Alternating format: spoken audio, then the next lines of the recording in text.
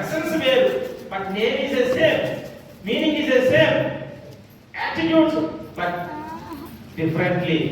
ఇక్కడ తండ్రులు వేరు, ఇక్కడ యెహోషాపాతు కుమారుడు, అక్కడేమో అనానీ కుమారుడు, అక్కడ యాకోబు, ఇక్కడ యాకోబు. There is a Jacob, here also Jacob, meaning is a same. ఇతనే ప్రభువు. యాహూ అనే మాటకు ఇతనే ప్రభువు. ప్రభు అనే అద్భుతమైనటువంటి నామకరణము ఆ పేరులో ఉంది.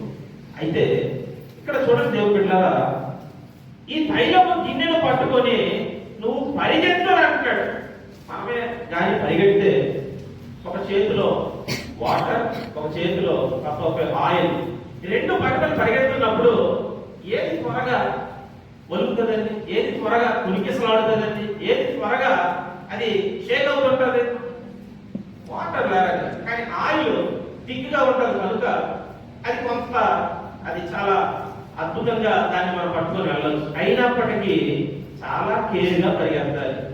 ఆ మార్గంలో ఎంతో మంది మనం రిసీవ్ చేసుకుంటారు, ఎన్నో టర్న్స్ ఉంటాయి, ఎన్నో అప్ డౌన్స్ ఉంటాయి, చాలా పరిస్థితులు. అయినప్పటికీ ఈ ప్రవక్త ఆ కప్పులో ఉన్నటువంటి ఆయిల్ పట్టుకొని యెహోషాపాతు కుమారుడైనటువంటి యాహూని అభిషేకించడానికి, అతనికి చాలా బ్రదర్స్ ఉన్నారు అక్కడ, కానీ ఇతను మాత్రమే సపరేట్ గా పక్కకు తీసుకెళ్లి ఆయన అనాయింటింగ్ చేయడం కోసం దేవుడు బిడ్డలారా ఇశ్రాయేలు పైన ఈయనను అద్భుతమైనటువంటి పట్టాభిషేకం చేసి, ఎంత అద్భుతమైనటువంటి బాధ్యతను ఇక్కడ ఇశ్రాయేలు మీద పట్టాభిషేకునిగా చేసింది.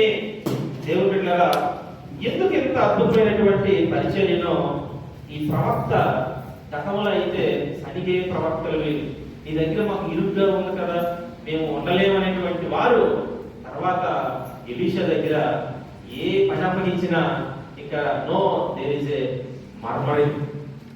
ప్రియ దేవుడు పరిచర్య చేస్తూ ఉన్నారు, మోస్తూ ఉన్నారు. ఇక్కడ ఏం మోస్తూ ఉన్నాడు? ఈ కప్పు యొక్క తైలాభిషేకాన్ని మోసుకుంటూ పరిగెడుతూ ఉన్నాడు.